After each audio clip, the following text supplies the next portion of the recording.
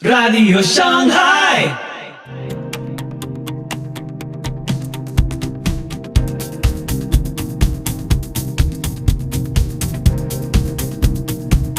Muy buenos días, muy buenas tardes, muy buenas noches. Soy Pipo Biglione. Muy bienvenidos a Radio Shanghai. Este es el episodio 403 de la séptima temporada. Hoy, el día de reposo con R.C. Sproul. ¿Cómo debemos observar el día de reposo? En este episodio, R.C. Sproul analiza el cuarto mandamiento y esboza los principios fundamentales que establecen el día de reposo bíblico. Ahora también nos podés encontrar en YouTube, Telegram y TikTok, podcast miembro de la Alianza Evangélica. Te invito a escuchar este episodio atentamente. Soli Deo Gloria. En el mes de enero de 1996, mis amados Pittsburgh Steelers estaban en el Super Bowl. Al día siguiente, a las 7 de la mañana, tenía una reunión con un colega que también era un ferviente seguidor de los Pittsburgh Steelers. Cuando llegó a la reunión tenía grandes ojeras y el semblante sombrío, y le pregunté, ¿qué te pasa? Supuse que todavía estaba triste porque los Steelers habían perdido en manos de los Dallas Cowboys. Dijo, solo estoy cansado, es que me levanté a las 3 de la mañana para ver el Super Bowl. Le dije, ¿por qué hiciste eso? Dijo, bueno, nunca veo televisión en el día de reposo y quería saber cómo iba el partido, así que lo grabé. Luego no dejé que nadie me dijera lo que había pasado y me levanté a las 3 y vi el partido, porque él tiene reparos sobre cómo guardar el día de reposo. Mientras escuchaba lo que me contaba, pensé en lo extraño que sonaría esto, no solo para la gente secular de Estados Unidos, sino también para el cristiano evangélico promedio, que alguien se tomara tan en serio el mandamiento de guardar la santidad del día de reposo en esta época como para hacer este tipo de arreglos que lo libre de quebrantar el día de reposo. Las cosas han cambiado de forma dramática en nuestra cultura con respecto a guardar el día de reposo. Recuerdo que en mi infancia, mientras crecía en Pensilvania, nunca escuché el sonido de una cortadora de césped en domingo. Recuerdo que en ese entonces, en el día de reposo, todas las tiendas de nuestro pueblo estaban cerradas, excepto una, y la única tienda que estaba abierta era la farmacia, y la única parte de la farmacia que estaba abierta era la parte que vendía medicinas. La fuente de soda estaba cerrada. Incluso entonces solo estaba abierta por un corto periodo de tiempo para satisfacer la necesidad de medicina en una emergencia. Recuerdo que en aquella época los únicos restaurantes que abrían los domingos eran los que estaban en los hoteles, donde la gente tenía que comer, es decir, era un asunto de comercio necesario, pero el restaurante regular no estaba abierto. Eso no es algo que ocurrió en el siglo III. Estamos hablando de mediados del siglo XX y más allá de mediados del siglo XX. Y eso parece casi gracioso para la persona de hoy, porque ahora el domingo se considera casi igual que cualquier otro día de la semana. Y todo tipo de comercio se realiza en domingo. Se nos dice que eso es parte de la separación entre la Iglesia y el Estado. La pregunta que permanece para el cristiano es, ¿cuál es el deber del cristiano con respecto a guardar el día de reposo? No solo tenemos disputas sobre esto entre cristianos y no cristianos, sino que también las tenemos dentro de la comunidad cristiana. No solo ahora, sino a lo largo de la historia. San Agustín, por ejemplo, creía que 9 de los 10 mandamientos fueron reafirmados en la ley neotestamentaria de Cristo, pero que la observancia del día de reposo había sido abrogada o dejada de lado, o al menos ciertos elementos de la misma, porque estaba claro que la comunidad neotestamentaria cambió su culto corporativo del séptimo día de la semana al primer día de la semana, conmemorando la resurrección de Cristo. Y aunque todavía se reunían sobre una base cíclica de un día de cada 7, la asociación de eso a un día particular de la semana había cambiado.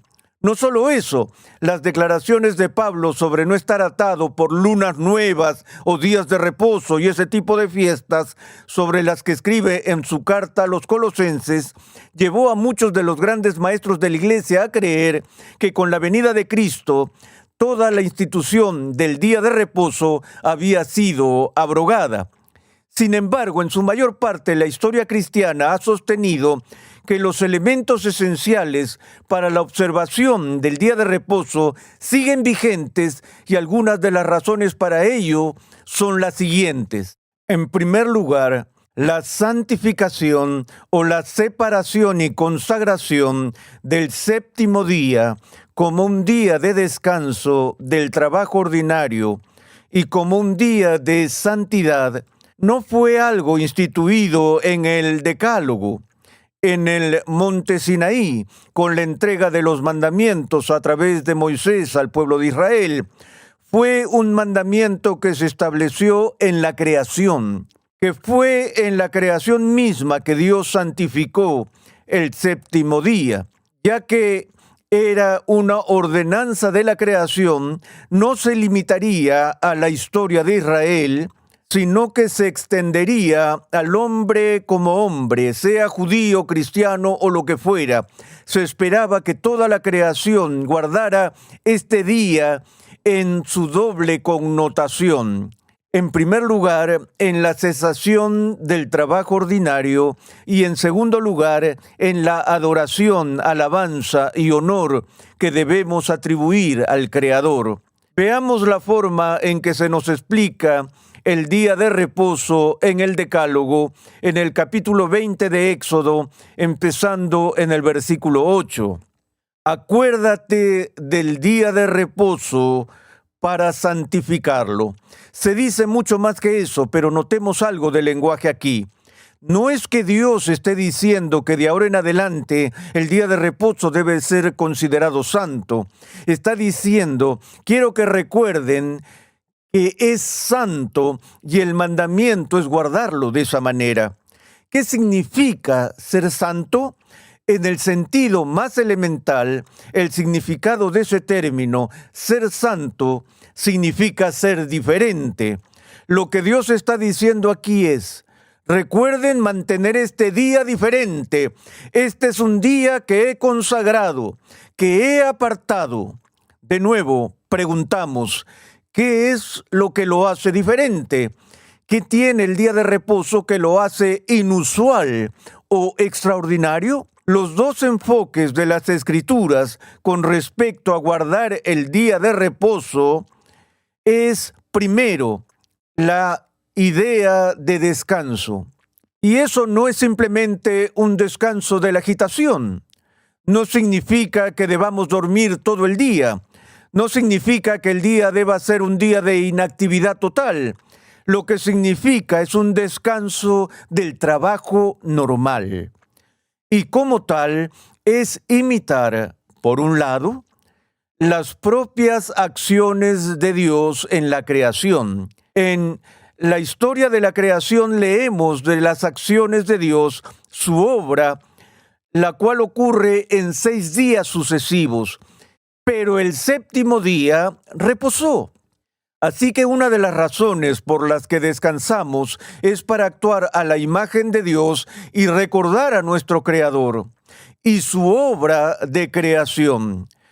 De modo que honramos a Dios no simplemente mimándonos a nosotros mismos, estamos honrando al Creador al practicar esta imitación del trabajo que Él hizo, del cual cesó en el día de reposo en la creación. Hay beneficios prácticos obvios para esto. Sabemos que en Israel, este ciclo de un día cada 7, donde la gente era llamada a descansar, era para el bienestar de los cuerpos físicos y el bienestar emocional de la gente, que el trabajo y nuestras labores pueden ser difíciles. La gente necesita descansar. No solo estamos creados y constituidos de tal manera que todos los días debemos acostarnos y dormir. ¿Has pensado alguna vez en lo extraño que es dormir y en cuánto de nuestras vidas se vive en un estado inconsciente? Porque no podemos vivir mucho tiempo sin descansar debido a cómo estamos hechos. Dios no solo designa un periodo parcial de tiempo en el ciclo de la vida para el sueño diario, sino que también existe este patrón semanal de descanso de nuestro trabajo normal. A Dios le preocupaba que la gente no fuera explotada y reducida a ser como esclavos y que nunca tuvieran la oportunidad de recrearse, de refrescarse, de descansar de su trabajo. Así que designó un día cada semana en el que se suponía que la gente no debía trabajar. Eso se aplicaba no solo a los hombres de negocios y comerciantes y agricultores, sino también a los sirvientes, a los esclavos, y no solo a las personas, sino que el descanso del día de reposo fue ordenado para las bestias de carga.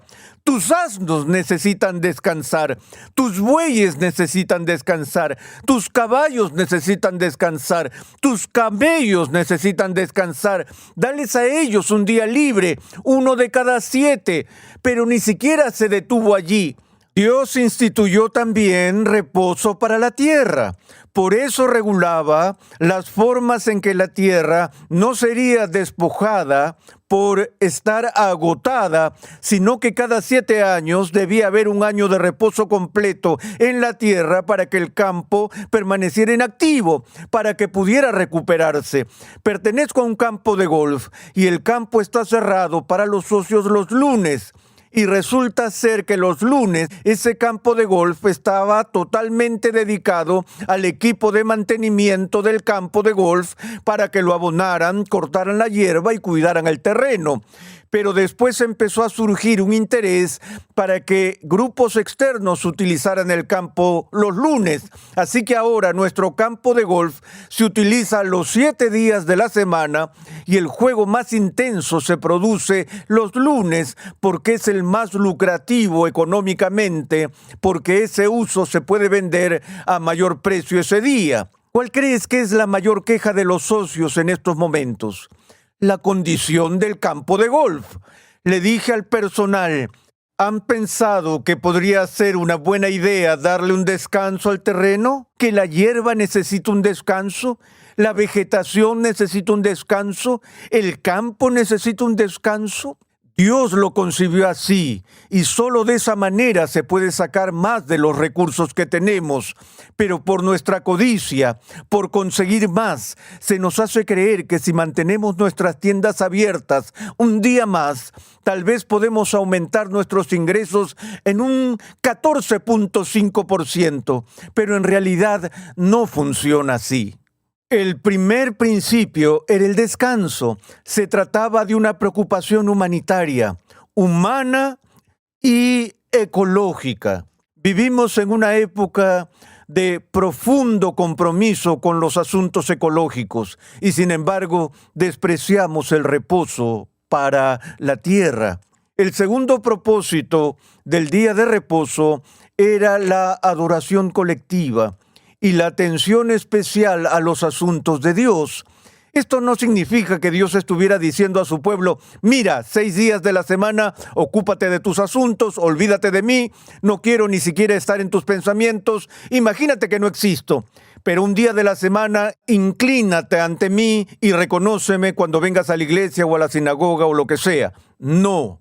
Estaba claro que la vida de fe debía vivirse todos los días y que todos los días son propicios para la adoración a Dios. Pero el ciclo en Israel era para un tiempo especial de celebración corporativa.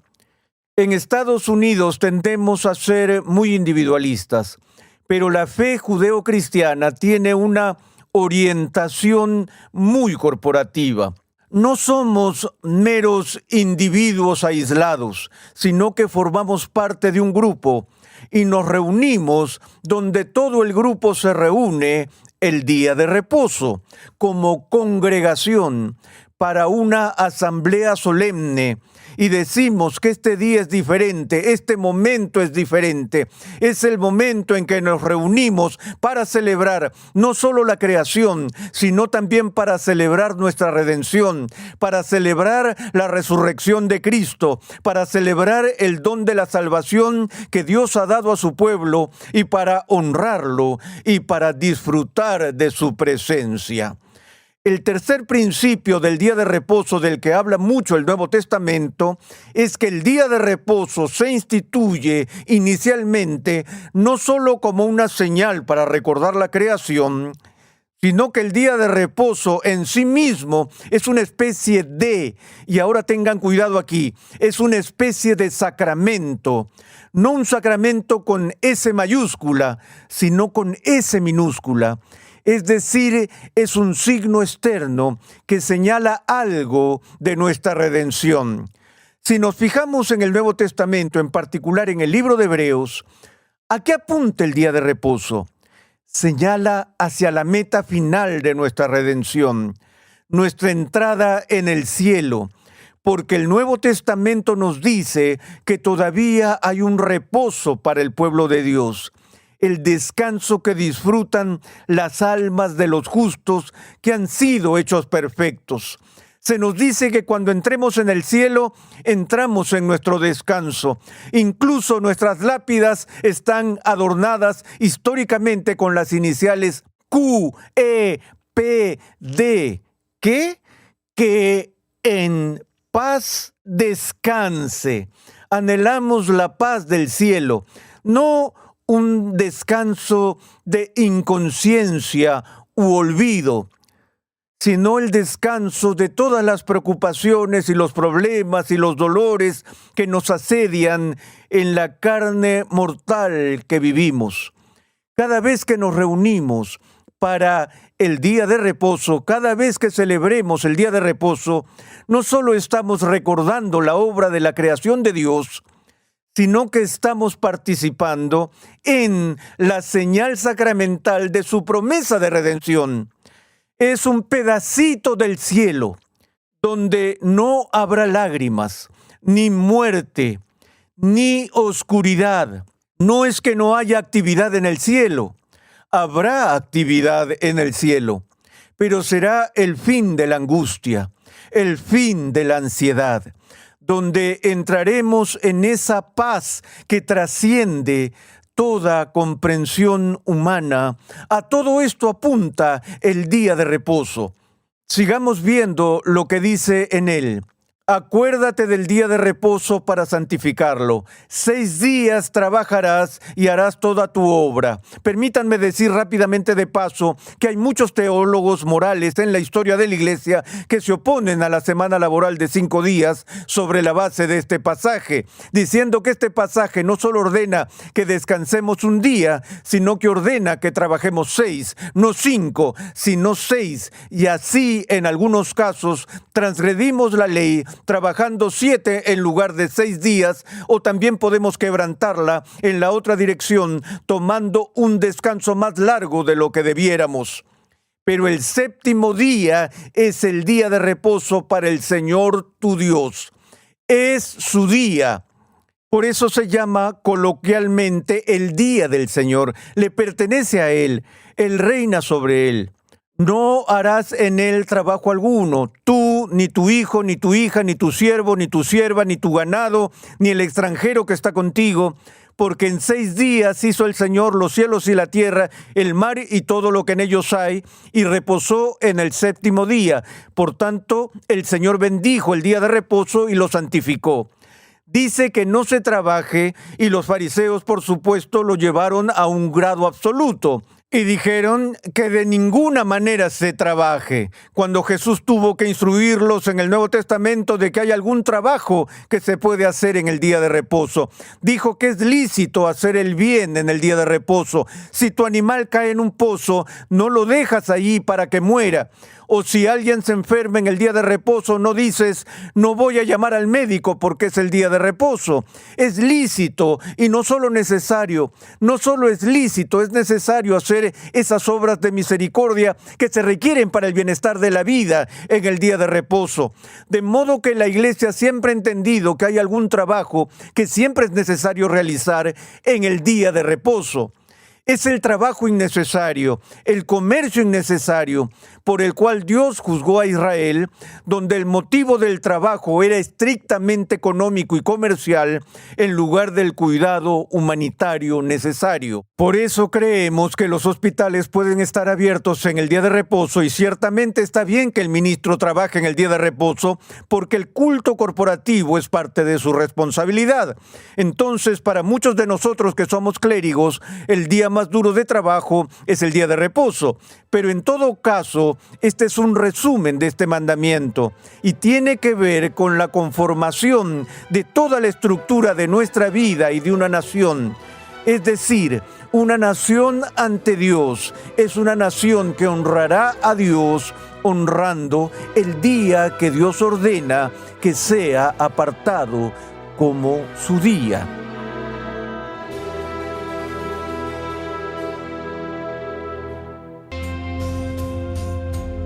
Así concluimos el programa de hoy. Recordá que podés seguirnos en Facebook e Instagram, dejanos tus comentarios y si te gusta, compartir. Te invitamos, Dios mediante, a escuchar nuestro próximo episodio. Que Dios te bendiga.